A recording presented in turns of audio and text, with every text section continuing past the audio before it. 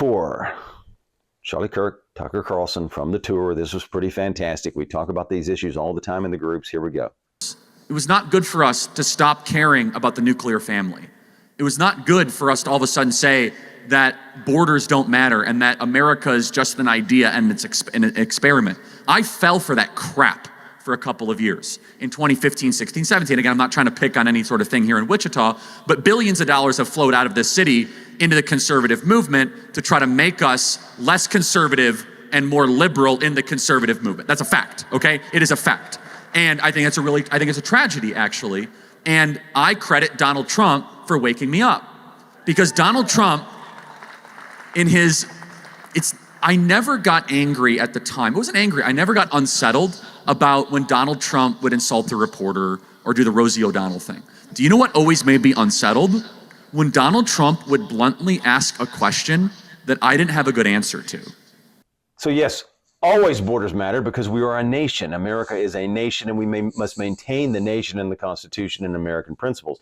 How do you do that? We already talked about you can't go into Marxist indoctrination centers. But it is land. It is a nation. Let's go to the next. My mission statement is my children. My mission statement is to make sure my kids can be raised in a healthy, safe, clean, and orderly country and not have to worry about some foreigner that's been imported from the third world that is going to commit violence against them, that they're going to have to compete against them to buy a home. So here he's just talking about he wants his children to be safe. You want your children to be safe, and to have that, you have to have borders and know who's coming in, right? He doesn't want his children to have their jobs taken. He doesn't want his children to be, and this is Charlie Kirk's words here, but I've said it before, you definitely want your neighborhood safe. And how many is too many? One.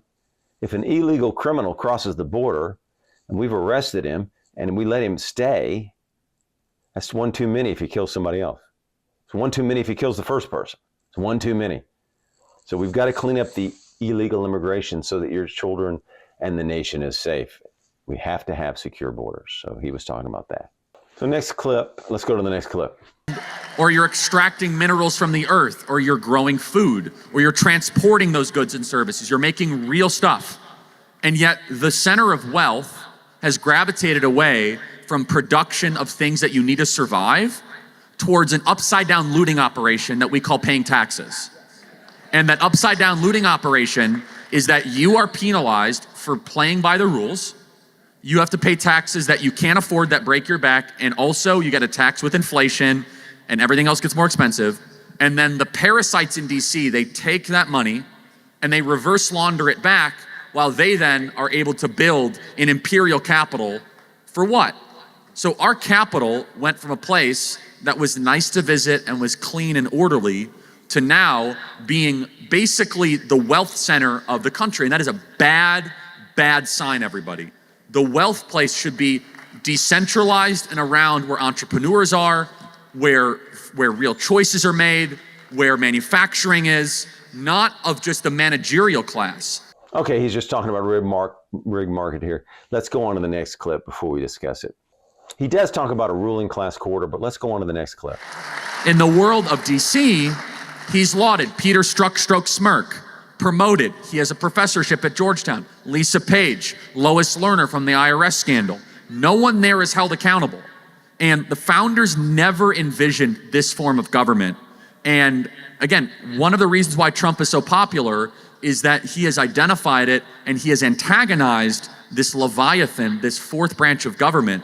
And I don't know how much more the heartland of the country can stand the abuse. And can I just talk about Springfield, Ohio, really quick? Which, of course. With the the Haitian cat eaters that are coming in. Which, by the way, I did not anticipate us talking about cats this much in the 2024 election. It's just really amazing. I don't even like cats, and here I am defending them. You know. I'm neutral on the cat question, for the record. Okay. But Springfield, Ohio, is a perfect example of how the ruling class has treated the heartland of the country. Step one, we close the factories and we send them overseas so that people don't have work. Step two, we flood those communities with opioids so that they're permanently addicted and we kill a lot of them. Step three, we send their kids, their sons and daughters, to go fight no-win wars, and they come back with permanent health issues. Step four, we flood their town with foreigners after we've completely abused and broken them and we sent their jobs overseas. Step 5, the residents who are still there and have survived all this abuse notice that the foreigners are doing really weird stuff and illegal stuff like driving in head-on traffic, killing kids, eating cats, and taking geese out of the pond. And then we call the people that are still there in Springfield racist after their factories have closed and their sons died in Iraq and they're addicted to opioids and their local schools being overrun by Haitians, but they're racist for noticing that their home is turning into Port-au-Prince. So he's talking about promoted and failing upwards, but I would say this, Anthony Fauci he's talking about, right? Who, by the way, had done the AIDS disaster, but whom did that help? So it could also be people putting the right people in positions, right? Certain factions want a Marxist or a globalist in power, so they're promoted, right? So instead of really failing, they're doing exactly what they were supposed to do. Charlie Kirk here says promoted and failing upward, which could be, but it could be that they're picking the right people exactly. They rewarded him because Big Pharma made a lot of money on the AIDS, and Anthony Fauci was behind that, so they promoted him, right? And now he's was the highest paid bureaucrat, and now he's gone on to bigger things. But Marxists and globalists have a purpose for you. If you're trying to undo the United States and destroy a lot of people, he was a good tool. He goes into Peter Strzok, of course. Now, there's been an agent that is now teaching an ethics class that was caught in trouble, right, in Congress testifying. So you see all these guys moving up, right? So instead, and let me just say this, instead of being punished, they're rewarded. So you have these guys that have been bad actors against the American people who are rewarded with maybe bigger or better jobs. And that's terrible, right? That's atrocious, because what does it signify? The problem is if no one's held accountable over, they'll do it bigger and bigger and bigger. And who will suffer? The American people. And it's your country, right? Of the people, by the people, for the people, and the states. So this accountability, we've got to address this. No one is held accountability. It's a problem. You're held accountable. But none of these people so far, who's gone to jail from all the problems? I don't know of one person except on the Trump side who's gone to jail. Steve Bannon went to jail. Roger Stone went to jail, I believe. All these Trump people went to jail. What happened on the other side, though? What happened to the bureaucrats, really, is what I'm talking about, not Democrat, Republican, or Uniparty. What happened to the bureaucrats, Lois Lerner and the others? How many went to jail? How many of the FBI went to jail for those problems, for Russian collusion and all that? How many bureaucrats have gone to jail? Jeff, you talk about this all the time. Okay, and then flooding, opioids, small towns, changing the culture. Congress did not fix it. They had the chance.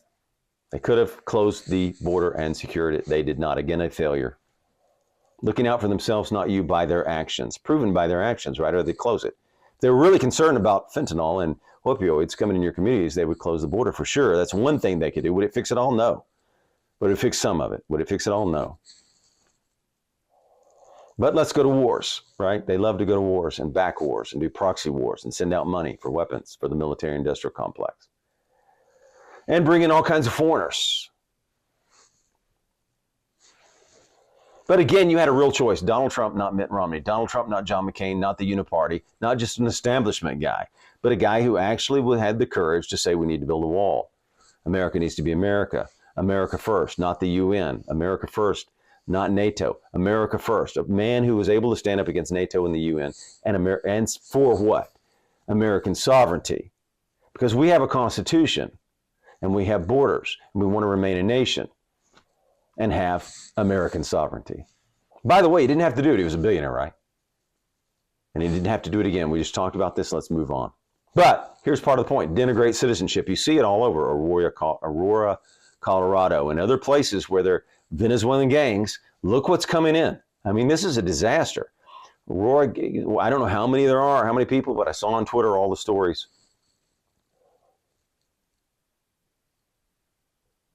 But you know anyway, take out Aurora. You know the drug problem. You know the criminal problems that we've read about. I don't know what the nature of Aurora is. I saw some Twitter videos and comments. I don't know how big it is, how small it is. But the closed border, again, is why they hate Trump and that he wants manufacturing here and that he's American first. It's his policies that they hate. If you like our message, we'd appreciate it if you like, comment, and subscribe.